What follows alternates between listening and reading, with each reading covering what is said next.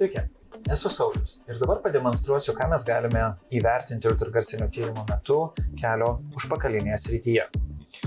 Vėlgi, čia struktūrų yra pakankamai daug ir aš rekomenduočiau pradėti nuo pačių tokių žinomiausių ir aiškiausių struktūrų. Viena iš jų tai yra, tiesiog mes padedam daviklį šiek tiek kelio viršutinėje dalyje tam, kad identifikuoti du raumenis. Vienas iš tokių, kaip matome, labai stambus raumuo, užimantis visą regėjimo lauką, tai yra mūsų semimembranozus raumuo, ir kitas mažesnis raumenėlis įsidėsto grynamai pačiame paviršiuje, tai yra semitendinozus. Ir galime mes pradėti vertinti visas struktūras. Taigi, mes matome semitendinozus, mes matome semimembranozus raumenį ir jeigu aš po truputį keliausiu štai distalin, palei vertindamas semimembranozus sausgyslę, matau raumeninė dalis komponentas išnyksta, pasibaigia ir mes štai šitoje vietoje matome tik tais jau sausgyslinę dalį, čia aukščiau matosi ta pati semitendinozus sausgyslė. Taigi mūsų semimembranozus sausgyslė keliaujame į apačią, matome, jinai išplatėja, nes jinai tiesiog tvirtinasi plačiu labai pagrindu, turi keletą prisitvirtinimo vietų, būtent kelio užpakalinėme paviršiuje.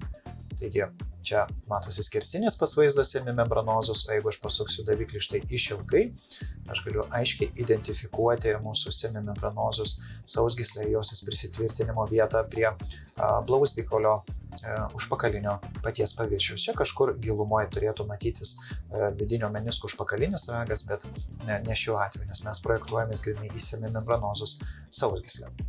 Taigi grįžtu atgal, vėlgi prie tos mūsų pačios pradinės vietos, tai yra semimembranozus, semitendinozus.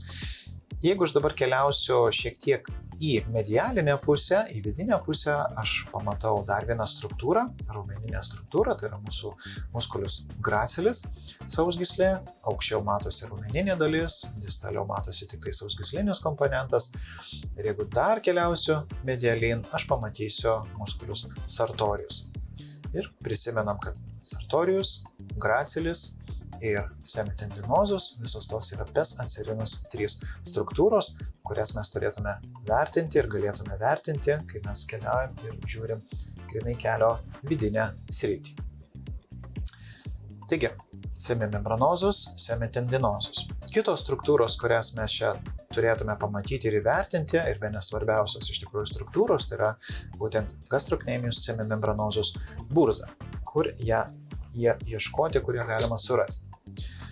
Po truputį mes susirandame štai mūsų semimembranozus sausgyslę, keliaujame ją žemyn ir iš štai lateralinės pusės mes matome išnyrantį raumeninį pilvelį, tai yra mūsų gastrocnemius pati medialinė galva.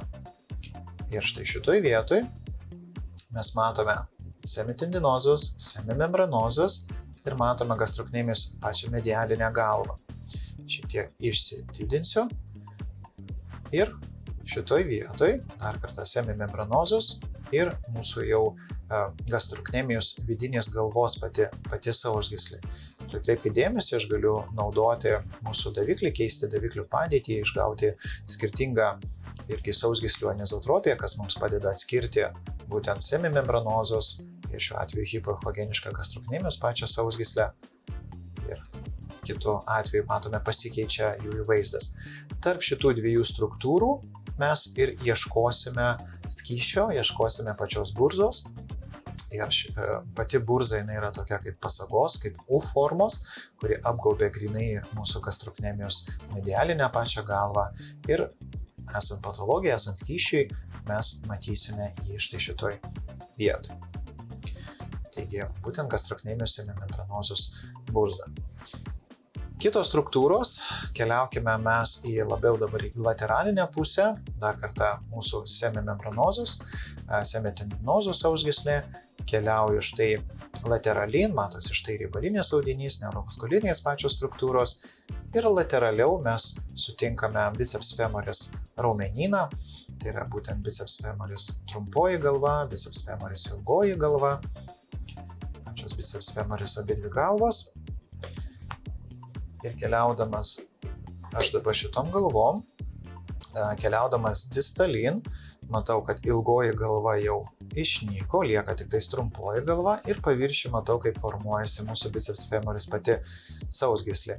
Dar keliauju distalin, matau raumeninė dalis išnyko, tačiau išlieka, aiškiai matosi sausgyslė pati ir mano tikslas be abejo tai yra pasiekti distaliai mūsų šėvikolio štai pačią galvą. Ir jeigu aš pasuksiu daviklį išilgai, aš tai puikiai pamatysiu, aiškiai išdiferencijuosiu mūsų biceps femoris abidvi sausgyslės, kurios prisitvirtina prie šėvikolio galvos.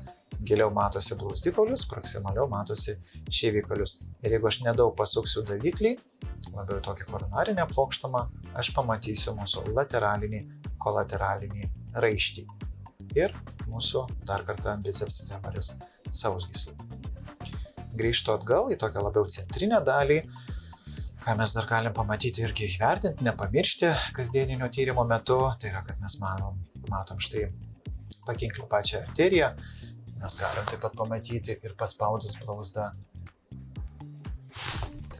Labiau tokia suspausta pakinklio pati vena ir virš kraujagyslio mes taip pat matome ir šiuo atveju blauzdos patį nervą.